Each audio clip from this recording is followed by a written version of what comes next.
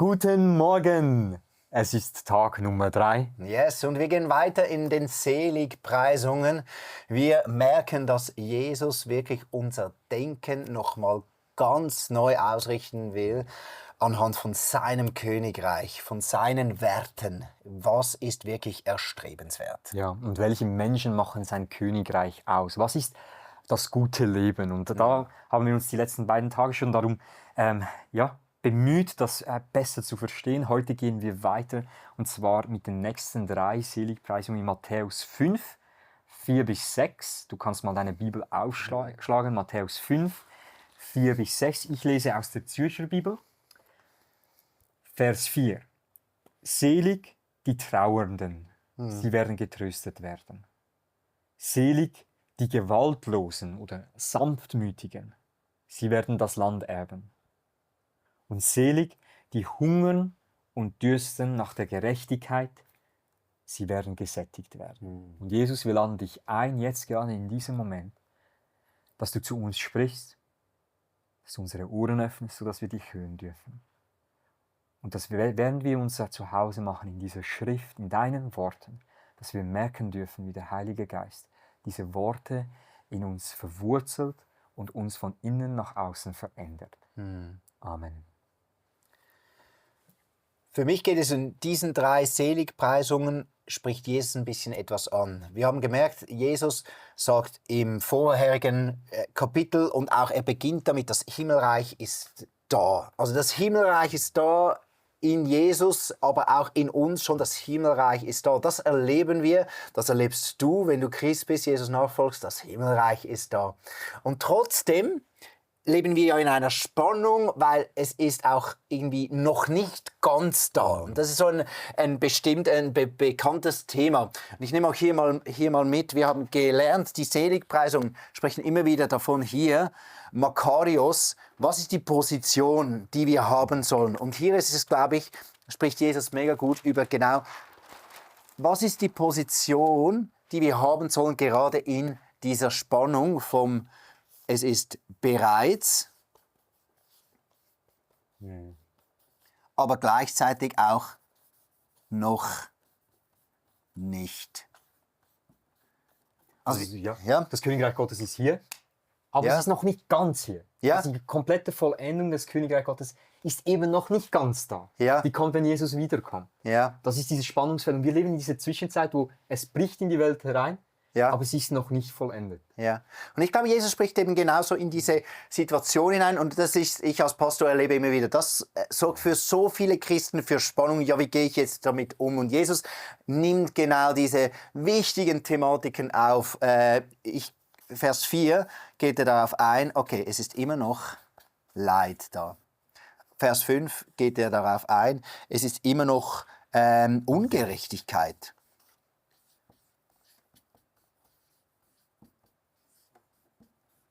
Dinge sind immer noch ungerecht. Und das 6. nämlich auch rein, irgendwie ist das Thema Sünde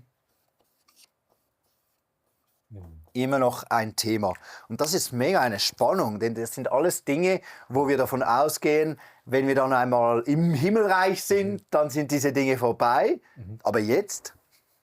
Vielleicht hast du das auch schon erlebt. Du merkst, du hast dich taufen lassen, hast Jesus erlebt.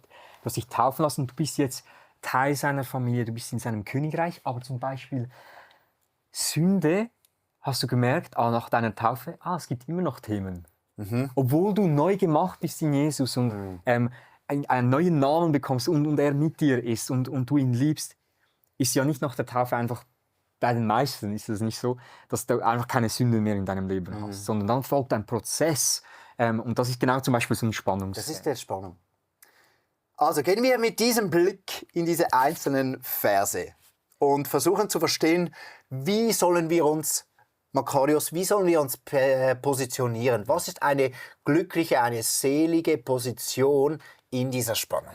Der erste Vers 4 ist selig die Trauernden, sie werden getröstet werden. Also wir haben dieses Thema von Trauer und Trost und das bedeutet im Griechischen wie auch im Hebräischen Denken eigentlich das Gleiche, wie wir es im Deutschen auch verstehen, nämlich Trauer wird grundsätzlich mit Tod oder Verlust oder Leid in Verbindung gebracht. Also in anderen Worten, das gute Leben oder eine gesegnete Position gehört denen, die ein Leben erfahren, das voller Tod, Wow. Verlust und Leid ist. In der Lutherbibel ist es sogar so, selig sind die, die da Leid tragen. Ich glaube aber, es ist auch bei den Trauern es ist auch vielleicht, trauern kann man nicht nur um sein eigenes Leid, sondern trauern kann man auch einfach, wenn man die Dinge, die schlecht sind, die übel sind, irgendwie immer noch das Leid berührt dein eigenes Herz und du behältst dir ein Herz, das berührt wird von den schlimmen Dingen in der Welt, die passieren. Ja, und wir haben in der westlichen Welt, ich spreche von mir selbst, aber ich denke von uns allen, wir haben einen sehr einen komplexen Umgang mit dem Leid. Also wie gehen wir grundsätzlich mit Leid um? Und da kommt jetzt Jesus rein mit dieser Seligpreisung und er sagt grundsätzlich, dass wir, wenn wir ihm nachfolgen, da gibt es einen ganz bestimmten Umgang mit dem Leid, nämlich genau wie du sagst, wir sollen unser Herz berühren lassen, wir sollen Raum schaffen, um zu trauern. Und ich liebe das, weil es gibt verschiedene Arten, wie du mit dem Leid umgehst. Es gibt Leute, die reden Leid klein. Also so Leid, es ist nicht so schlimm. Es ist nicht so schlimm, was mir passiert ist. Es ist nicht so schlimm, was ich erlebt habe. Es ist nicht so schlimm, was diese Person erlebt hat. Also auch Leute, die andere ihr Leid kleiner machen, kleiner sprechen oder kleiner sagen, machen das oft auch mit sich selbst. Also sie verdrängen es. Das ist dann etwas anderes. Also wir versuchen, das Leid zu minimieren. Und wenn es dann passiert, dann sprechen wir nicht darüber. Oder wir verdrängen es. Vielleicht auch etwas, was eine ganz dunkle Seite des menschlichen Herzens ist, dass es Menschen gibt, die Leid von anderen Menschen oder sogar von sich selbst als irgendwie so eine Art Entertaining erleben. Die es fast schon feiern, wenn Leid passiert. Ich meine, die ganze Filmindustrie lebt auch sehr stark von dem. Müssen wir auch darüber sprechen. Also man versucht Leid herunterzuspielen, man versucht dem auszuweichen, man versucht möglichst kein Leid zu erfahren oder es dann auch nicht zu spüren und fühlen. Und Jesus kommt hier rein und sagt, nein, glücklich sind die, die das Leben wahrnehmen, voller Leid, voller Verlust, voller Tod und aber auch darüber trauern, also ihr Herz berühren lassen davon. Sich nicht ablenken, es nicht kleinreden, es nicht auf die Seite schieben. Ich finde es noch eine Herausforderung, weil wir in der heutigen Zeit, wir kriegen sehr, sehr viel Leid mit. Einfach jetzt gerade, es sind immer wieder Kriege, wir haben das im Nahen Osten, wir erfahren von Afrika, den unterschiedlichsten Ländern, wo wirklich schreckliche Dinge passieren, dann passieren Unglücke. Verschiedenster Art. Also wir hatten jetzt Anfangsjahr, war in der Schweiz, ist eine Diskothek, hat es gebrannt und über 40, glaube ich, junge Menschen sind gestorben. Eine krasse Tragödie. Und wie gehen wir mit all dem Leid um? Und für mich, wenn wir ich möchte mit euch ein bisschen zurückblenden. Wir hatten Jahre jetzt des Krieges auch in Gaza. Und ich glaube, das war für uns Christen und für die ganze Welt war es eine große Herausforderung, weil das wurde so an einen herangetragen.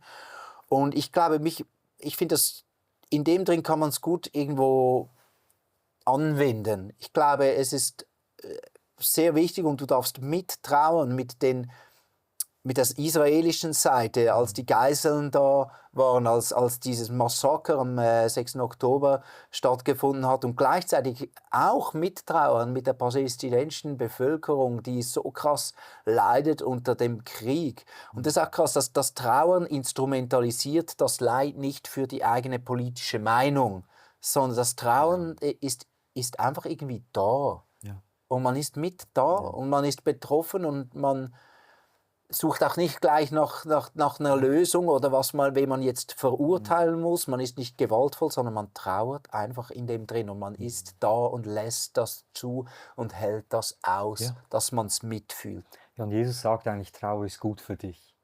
Trauer, Raum für Trauer ist gut für dich. Es ist nicht gut im Fall von Tragödien oder Schicksalsschlägen, so zu tun, als wären sie nicht passiert. Und er lebt das selbst. Jesus, als er ihr kennt die Geschichte vielleicht von Lazarus, seinem Freund, Ja. der stirbt. Ja. Und Jesus geht zum Grab und er sieht, dass er tot ist. Und was macht er? Er weint. Er trauert zuerst. Er trauert. Er trauert. Und ich denke, das ist genau das. Ich habe mal dieses Sprichwort gehört. Trauer ist der Preis, den wir zahlen für Liebe. Und was mich da so dran berührt, ist, Gott liebt diese Welt so sehr, heißt es in Johannes 3,16, dass er seinen eigenen Sohn gab. Also Gott liebt die Welt so sehr, dass er seinen Sohn hingibt und sich Leid aussetzt und selbst auch trauert. Jesus selbst trauert. Also meine Frage an dich ist, wie gehst du mit dem Leid um? Weichst du ihm aus oder machst du Raum, um wirklich traurig zu sein? Weil das Versprechen, das Gott dir heute macht, ist, wenn du dem Raum lässt, dann wirst du seinen Trost erfahren. Der Vers 5 geht ein Stück weit in eine ähnliche Richtung, aber hier ist das Leid, das erfahren wird, ist verbunden mit dem, dass es irgendwo auch ungerecht ist. Glücklich sind die Sanftmütigen. Bei mir steht auch die Freundlichen, die Bescheidenen, die Gewaltlosen steht manchmal auch. Nimm mal so kurz mit dem das Wort. Ja. Wie kann man das verstehen? Das Wort im Griechischen hier, das gebraucht wird für sanftmütig oder gewaltlos, ist das Wort praus. Und das bedeutet genau das, was du gesagt hast. Sanftmütig, freundlich, milde. Praus. Und es gibt auch ein hebräisches Wort, das dahinter steht, das im Alten Testament gebraucht wird. Das ist das Wort Ani. Ani. Ani. Und das wird immer wieder gebraucht. Ich mache euch kurz 2 Beispiele. Zum Beispiel, David sagt über sich selbst, König David sagt über sich, er ist ein Ani, als er von Saulus verfolgt wird in der Wüste. Also er befindet sich in einer Situation, wo er ungerecht behandelt wird. Man kann auch zum Beispiel das Wort übersetzen als unterdrückt, gebeugt, also Ungerechtigkeit ausgesetzt. Ich mache euch noch ein anderes Beispiel in Hiob. Hiob beschreibt in einer Szene so den bösesten Mensch, den es auf der Welt gibt. Und er beschreibt so eine Geschichte von einem Waisenkind, das sich um einen Esel sorgt und kümmert. Und da kommt ein reicher Mann daher und sich denkt, wow, nicer Esel, und dem Waisenkind diesen Esel wegnimmt. Dieses Kind wird in Hiob dann benannt als Ani. Ani. Also jemand, der eigentlich der ungerecht behandelt wird. Das ist ein Ani, das ist ein Praus, das ist ein Gewaltlos. Und was eigentlich diese Linie hier jetzt uns sagt, ist, wie gehen wir damit um, wenn wir ungerecht behandelt werden. Ich kann mir das mega gut vorstellen, als David ja in dieser Verfolgung auch war und drin, und es gibt so viele Gründe, anders zu reagieren, aber genau in der Sanftmut drin zu bleiben. Eben gerade der Umgang wie mit diesen ganzen Ungerechtigkeiten. Und Jesus spricht das hier sehr direkt an. Hey, in der Ungerechtigkeit, die du erlebst da drin, hey, wähle die Sanftmut. Und da ist das ganze Thema auch halt Vergebung, liebe deine Feinde, und da ist einfach die Lehre von Jesus, deckt sich so mit dem oder unterstreicht das immer wieder. Es gehört zum Leben dazu, dass du ungerecht behandelt wirst. Aber wie reagierst du auf das? Und das Spannende ist ja, das Versprechen ist, sie werden das Land erben. Und das ist jetzt wichtig zu verstehen, zu denen, die Jesus spricht, das sind die Juden, das sind Israeliten, die werden seit Jahrhunderten unterdrückt. Seit Jahrhunderten haben sie ihr Land nicht mehr.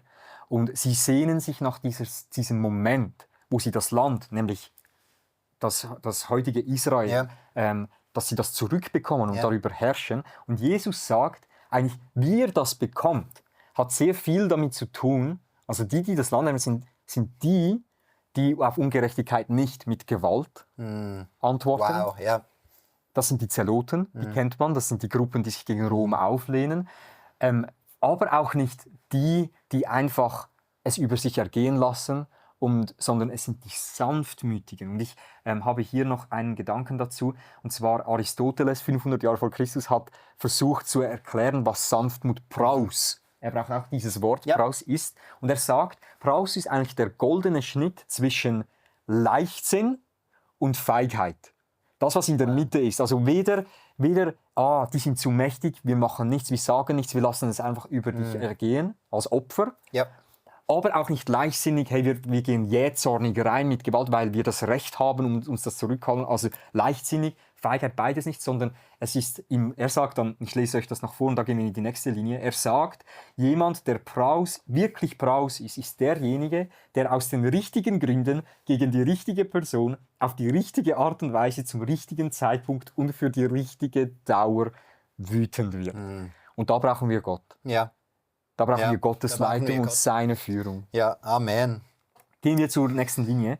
Da ist das Wort, das sicher raussticht, Ja. die Hunger und das noch Gerechtigkeit, dieses Wort, hey, Gerechtigkeit. Und ich glaube, das ist im Kontrast auch zum Begriff eben Sünde. Du bist Christ, du lebst mit Gott und trotzdem passieren dir Dinge und du spürst ihn doch, ja, eigentlich ist doch die Sünde herrscht nicht mehr über mich und trotzdem ist irgendwo, da passieren noch Dinge, ich mache noch Fehler und irgendwo habe ich doch noch ein Verhalten, das eben auch zerstört.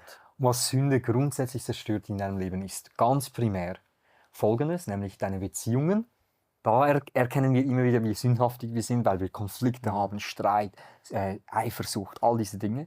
Also Sünde zerstört deine Beziehung mit Menschen, aber Sünde zerstört auch deine Beziehung mit Gott. Und jetzt kommt dieses Wort Gerechtigkeit, das ist im Griechischen dieses Wort diakoio syne und das ist ein Beziehungswort. Also, ja. das ist ganz wichtig für uns zu verstehen. Gerechtigkeit ist überall da, wo Menschen in richtiger Beziehung sind. Also wenn etwas zwischen uns sind, dann leben wir nicht gerecht. Wenn etwas zwischen uns und Gott ist, dann sind wir auch nicht voller Gerechtigkeit. Und die Sünde ist genau das, was zwischen uns steht oder zwischen uns, nämlich Gott und mir. Und jetzt kommt da, grundsätzlich haben die Israeliten eine Strategie gehabt, wie sie mit dem umgehen. Nämlich, man geht opfern und man stellt die Beziehungen wieder her mit den Menschen und man opfert für Gott, um wieder in die Beziehung mit ihm zu kommen. Man verdient sich diese Gerechtigkeit. Ja. Jetzt kommt Jesus und sagt, wenn du hungerst und dürstest, also er nimmt hier diese Metapher, wenn du wirklich dich danach sehnst, in guter Beziehung zu sein mit Menschen und mit Gott, dann passiert was? Sie werden gesättigt werden mit dieser Gerechtigkeit. Also etwas, das sie gar nicht machen, sondern sie bekommen es. Das ist ganz etwas anderes, als was man kannte zu seiner Zeit. Nämlich, wir lesen im Psalm 24,5, der wird Segen empfangen vom Herrn und Gerechtigkeit von Gott, seiner Hilfe. Also, jetzt kommt Jesus und sagt, diese Gerechtigkeit ist etwas, das du dir nicht verdienen kannst. Es ist die bessere Gerechtigkeit, die ihr bis jetzt kennt, die Pharisäer lehren, die ihr kennt vom Tempel. Ihr müsst irgendwie diese Beziehung mit Gott wiederherstellen. Nein, ihr braucht eine bessere Gerechtigkeit und das ist nur eine, die ihr nicht selbst erlangt, sondern sie wird euch geschenkt. Von Gott. Von Gott. Ja. Ich finde in allem dem drin, oder? Es ist sich auf Gott fokussieren, auf das, was er tun kann. Und das bedeutet immer auch, in dieser Spannung zu leben. Das Königreich ist schon da bereits und doch ist es noch nicht da. Und da gibt es die einfachen Lösungen und die Spannung aus deinem Leben rausnehmen, sind die falschen. Die, wo du selber mit Macht, mit Gewalt versuchst, zu deinem Recht zu kommen, sind die falschen. Bleib da, bleib in der Demut, halt die Spannung aus und vertraue auf Gott. Habe ein Gott-fokussiertes Leben. Das ist die Lösung. Komm, wir beten noch für diese 3 Dinge. Jesus, ich danke dir, dass du der Gott bist, der uns verspricht, wenn wir trauern, dann begegnest du uns und du tröstest uns. Du hast uns deinen Heiligen Geist gegeben, der sogar der Tröster genannt wird. Und ich bitte dich für jede Person, die im 25 oder in diesem Jahr bereits einen Schicksalsschlag erlebt hat, Jesus. Leid erfahren hat. Und ich bitte dich, dass du genau deren Herzen aufweist, dass sie diese Trauer zulassen und dass du dann mit deinem Heiligen Geist den Trost spendest, den nur du geben kannst. Ja. Und wir kommen und bringen auch alle die Situationen, wo wir uns ungerecht behandelt fühlen, bringen wir zu dir. Wo wir uns andere Dinge wünschen. Ja. Und wir wissen, die Sanftmut ist eine Frucht vom Heiligen Geist. Komm, Heiliger Geist, und hilf uns, diesen schmalen Grat zu finden. Ja. Dass wir dass wir vergeben können, dass wir nicht selber da zu weit gehen und für Gerechtigkeit selber sorgen, sondern dass wir sanftmütig bleiben können, ohne dass wir einfach mundtot werden und nicht mehr dazu stehen zu dem, was ungerecht passiert ist. Ja, und ich bitte dich, Jesus, dass du uns deine Gerechtigkeit schenkst und dass du unseren Hunger und unseren Durst nach richtiger Beziehung mit anderen Menschen, aber auch mit dir, Gott, dass du den förderst, dass dieser Hunger größer wird und dieser Durst stärker wird und dass wir erfahren dürfen, dass wenn wir hungern und wenn wir dürsten nach guter Beziehung mit dir, dass du uns sättigen wirst. In Jesus' Namen. Amen. Amen. Ich wünsche dir einen gesegneten Tag und lass den Heiligen Geist immer wieder wirken an dir. Amen.